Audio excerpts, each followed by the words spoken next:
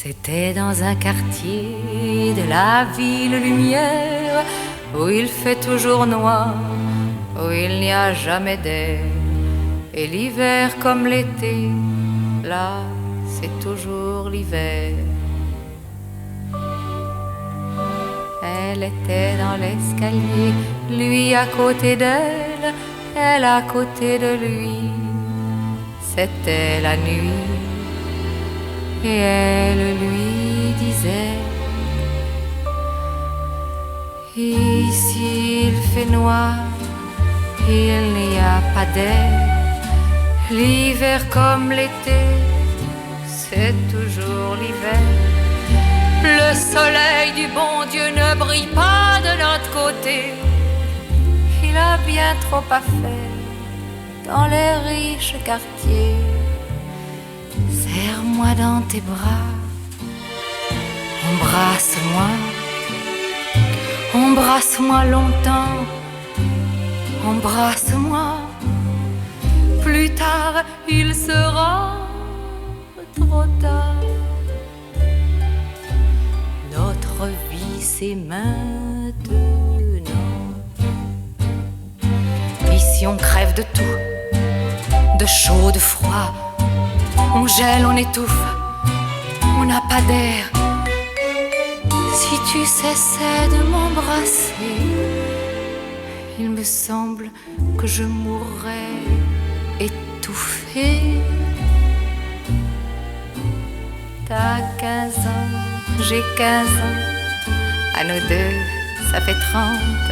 À 30 ans, on n'est plus des enfants. On a bien l'âge de travailler.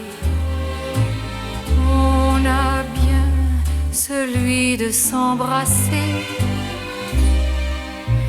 Plus tard, il sera trop tard.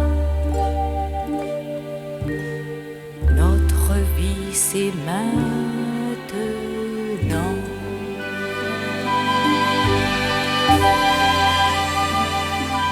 Embrasse-moi.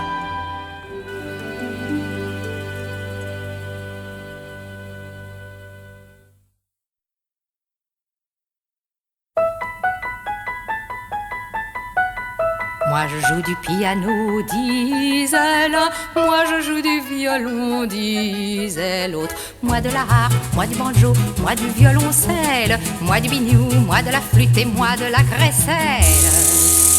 Et les uns et les autres parlaient de ce qu'ils jouaient. On n'entendait pas la musique, tout le monde parlait. Personne ne jouait, mais dans un coin, un homme se taisait. Et de quel instrument jouez-vous, monsieur, qui vous taisez et qui ne dites rien, lui demandèrent les musiciens.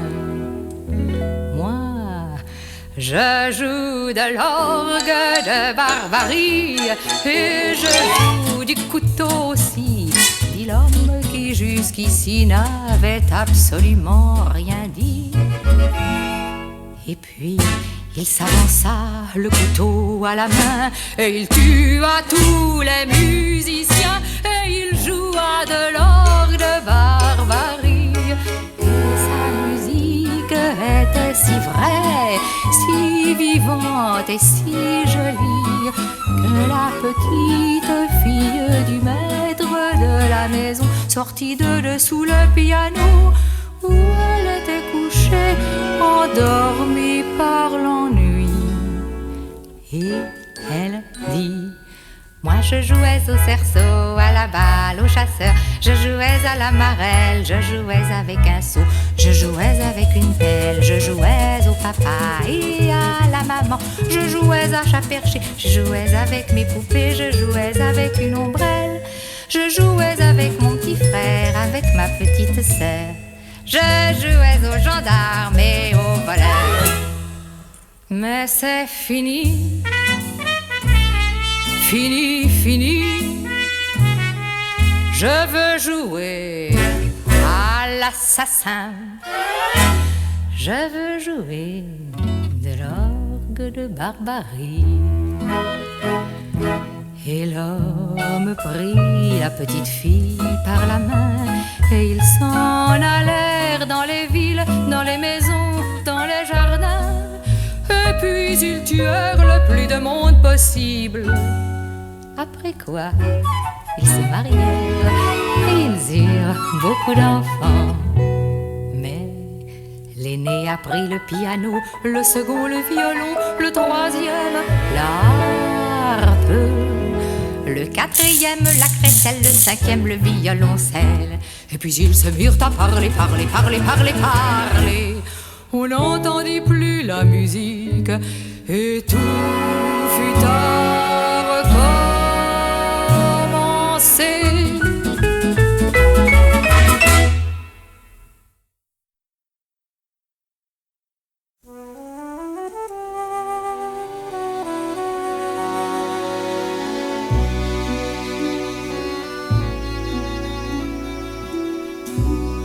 Toi, tu dors la nuit, moi, j'ai de l'insomnie. Je te vois dormir, ça me fait souffrir. Tes yeux fermés, ton grand corps allongé. C'est drôle, mais ça me fait pleurer. Et soudain, voilà que tu ris aux éclats en dormant. Où donc es-tu en ce moment? Où donc es-tu parti vraiment? Peut-être avec une autre femme, très loin, dans un autre pays. Et qu'avec elle, c'est de moi que tu ris. Lorsque tu dors, je ne sais pas si tu m'aimes. T'es tout près, mais si loin quand même. Je suis toute nue, serrée contre toi, mais c'est comme si j'étais pas là. J'entends pourtant un cœur qui bat. Je ne sais pas s'il bat pour moi. Je ne sais rien. Je ne sais plus. Je voudrais qu'il ne batte plus ton cœur. Si jamais un jour tu ne m'aimais plus. Toi tu rêves la nuit, moi j'ai de l'insomnie. Je te vois rêver, ça me fait pleurer. Voilà le jour, et soudain tu t'éveilles, et c'est à moi que tu souris. Tu souris avec le soleil, et je ne pense plus à la nuit. Tu dis toujours les mots pareils. As-tu passé une bonne nuit? Et je réponds comme la veille. Oui mon chéri, j'ai bien dormi et j'ai rêvé de toi comme chaque nuit.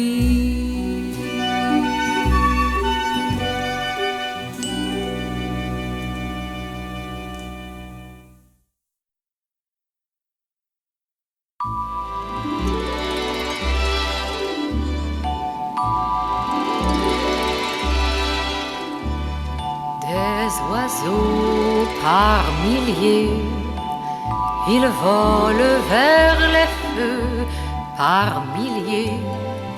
Ils tombent par milliers, ils se cognent par milliers, aveuglés par milliers, assommés par milliers, ils meurent.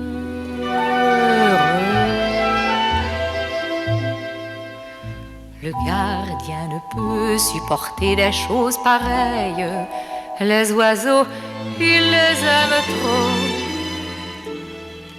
Alors il dit, tant pis, je m'en fous. Et il éteint tout Au loin, un cargo fait naufrage, un cargo venant des îles, un cargo chargé d'oiseaux, des milliers d'oiseaux des îles, des milliers d'oiseaux noirs.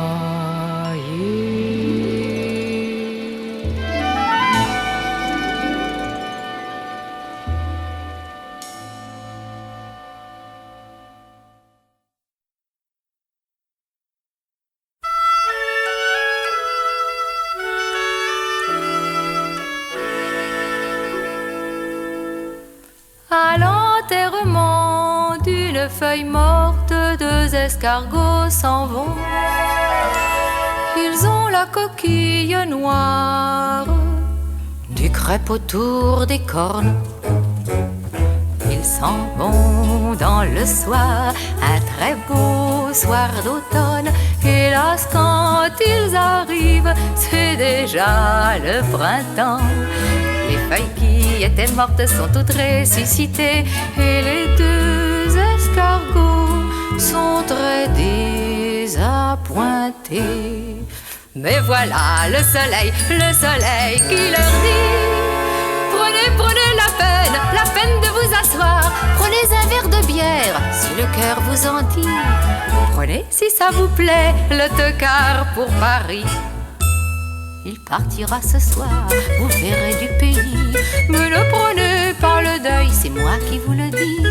Ça noircit le blanc de l'œil et puis ça enlaidit. Les histoires de cercueil, c'est triste et pas joli. Reprenez vos couleurs, les couleurs de la vie. Alors toutes les bêtes, les arbres et les plantes se mirent à chanter à tue-tête la vraie chanson vivante, la chanson de l'été. Et tout le monde de boire, tout le monde de trinquer. C'est un très joli soir, un joli soir d'été. Et les deux escargots s'en retournent chez eux. Ils s'en vont très émus, ils s'en vont très heureux.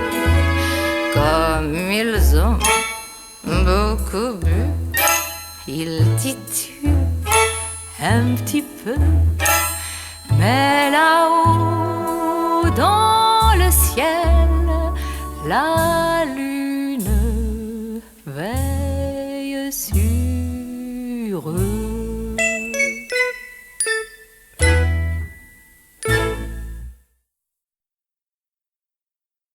Rappelle-toi, Barbara, il pleuvait sans cesse sur Brest ce jour-là, et tu marchais, souriante, épanouie, ravie, ruisselante sous la pluie. Rappelle-toi, Barbara, il pleuvait sans cesse sur Brest, et je t'ai croisée rue de Siam. Tu souriais, et moi je souriais de même. Rappelle-toi, Barbara, toi que je ne connaissais pas, toi qui ne me connaissais pas, rappelle-toi quand même ce jour-là, n'oublie pas. Un homme sous un porche s'abritait et il a crié ton nom. Barbara! Et tu as couru vers lui sous la pluie, ruisselante, ravie, épanouie, et tu t'es jetée dans ses bras. Rappelle-toi cela, Barbara. Et ne m'en veux pas si je te tutoie. Je dis tu à tous ceux que j'aime, même si je ne les ai vus qu'une seule fois. Je dis tu à tous ceux qui s'aiment, même si je ne les connais pas. Rappelle-toi, Barbara, n'oublie pas cette pluie sage et heureuse sur ton visage heureux, sur cette ville heureuse, cette pluie sur la mer, sur l'arsenal, sur le bateau d'Ouessant. Oh, Barbara, quelle connerie la guerre. Qu'es-tu devenue maintenant, sous cette pluie de fer, de feu, d'acier, de sang? Et celui qui te serrait dans ses bras amoureusement, est-il mort? disparu, ou bien encore vivant. Barbara, il pleut sans cesse sur Brest comme il pleuvait avant, mais ce n'est plus pareil. Et tout est abîmé. C'est une pluie de deuil terrible et désolée. Ce n'est même plus l'orage de fer, d'acier, de sang. Tout simplement des nuages qui crèvent comme des chiens. Des chiens qui disparaissent au fil de l'eau sur Brest et vont pourrir au loin, très loin de Brest, dont il ne reste rien. Pourquoi je suis trempée? Voyons, ça se voit bien. Il pleut. La pluie, c'est de la pluie. Je vais dessous, puis c'est tout. Passez votre chemin comme je passe le mien. C'est pour mon plaisir que je patauge dans la boue. La pluie, ça me fait rire. Je ris de tout et de tout et de tout. Si vous avez la larme facile, rentrez plutôt chez vous. Pleurez plutôt sur vous. Mais laissez-moi, laissez-moi, laissez-moi, laissez-moi! Je ne veux pas entendre le son de votre voix. Passez votre chemin comme je passe le mien. Le seul homme que j'aimais, c'est vous qui l'avez tué. Matraqué, piétiné, achevé. J'ai vu son sang couler dans le ruisseau. Dans le ruisseau.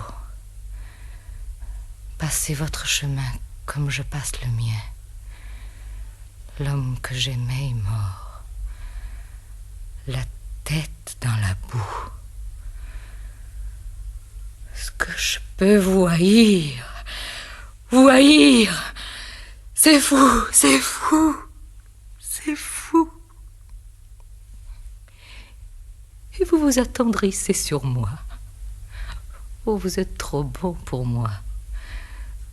Beaucoup trop bon, croyez-moi. Vous êtes bon. Bon. Comme le ratier est bon pour le rat. Mais un jour viendra où le rat vous mordra. Passez votre chemin. Homme bon. Homme de bien.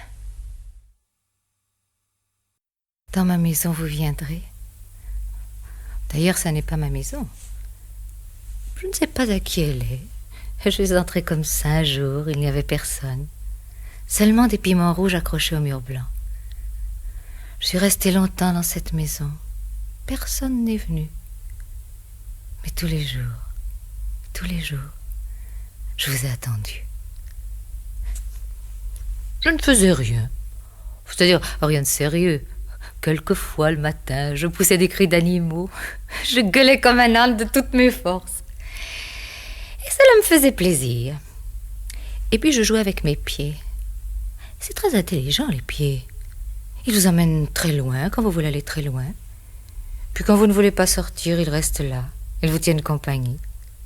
Et quand il y a de la musique, ils dansent. On ne peut pas danser sans eux. Il faut être bête comme l'homme l'est si souvent pour dire des choses aussi bêtes comme ses pieds. Gai comme un pinson. Le pinson n'est pas gai. Il est seulement gai quand il est gai et triste quand il est triste. Ou ni gai ni triste. Est-ce qu'on sait ce que c'est, un pinson? D'ailleurs, il ne s'appelle pas réellement comme ça. C'est l'homme qui a appelé cet oiseau comme ça. Pinson, pinson, pinson, pinson. Comme c'est curieux, les noms. Martin, Hugo, Victor de son prénom. Pourquoi comme ça et pas comme ça? Un troupeau de Bonaparte passe dans le désert. L'empereur s'appelle Dromadaire. Il a un cheval-caisse et des tiroirs de course. Au loin, galope un homme qui n'a que 3 prénoms. Il s'appelle Tim Tam Tom. Il n'a pas de grand nom. Un peu plus loin encore, il y a n'importe qui. Beaucoup plus loin encore, il y a n'importe quoi. Et puis, qu'est-ce que ça peut faire tout ça? Dans ma maison, tu viendras. Je pense à autre chose, mais je ne pense qu'à ça. Et quand tu seras entré dans ma maison, tu enlèveras tous mes vêtements. Et je resterai immobile, nue, debout, avec ma bouche rouge comme les piments rouges pendus sur le mur blanc. Puis je me coucherai et tu te coucheras près de moi. Voilà, dans ma maison, qui n'est pas ma maison. Tu viendras. Ne craignez rien, gens honnêtes et exemplaires.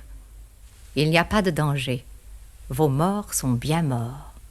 Vos morts sont bien gardés. Il n'y a rien à craindre. On ne peut vous les prendre. Ils ne peuvent se sauver. Il y a des gardiens dans les cimetières. Et puis, tout autour des tombes, il y a un entourage de fer, comme autour des licages où dorment les enfants en bas âge. Et c'est une précaution sage. Dans son dernier sommeil, sait-on jamais? Le mort pourrait rêver encore, rêver qu'il est vivant, rêver qu'il n'est plus mort, et secouant ses draps de pierre, se dégager et se pencher, et tomber de la tombe comme un enfant du lit. Horreur et catacombe, retomber dans la vie. Vous voyez cela d'ici? Tout serait remis en question. L'affection et la désolation, et la succession. Oh, rassurez-vous, braves gens honnêtes et exemplaires, vos morts ne reviendront pas s'amuser sur la terre. Les larmes ont été versées une fois pour toutes.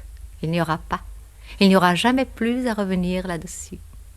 Et rien dans le cimetière ne sera saccagé.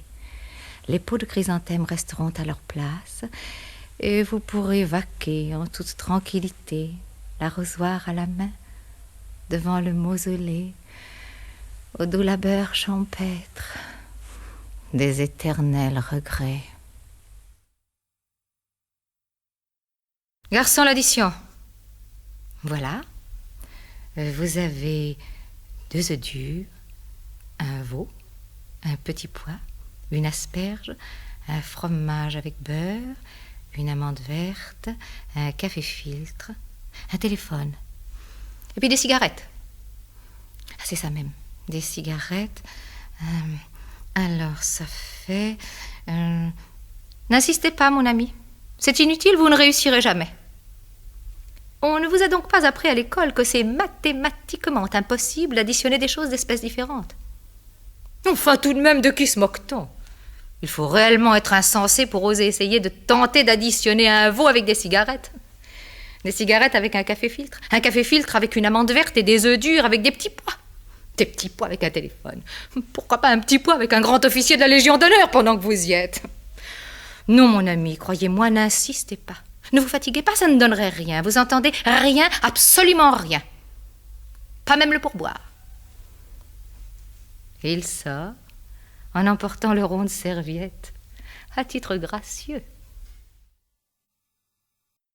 Il est terrible, le petit bruit de l'œuf dur cassé sur un comptoir d'étain. Il est terrible, ce bruit, quand il remue dans la mémoire de l'homme qui a faim. Elle est terrible aussi, la tête de l'homme. La tête de l'homme qui a faim, quand il se regarde à 6 heures du matin dans la glace du grand magasin. Une tête couleur de poussière. Ce n'est pas sa tête pourtant qu'il regarde dans la vitrine de chez Potin. Il s'en fout de sa tête, l'homme. Il n'y pense pas. Il songe. Il imagine une autre tête. Une tête de veau, par exemple. Avec une sauce de vinaigre.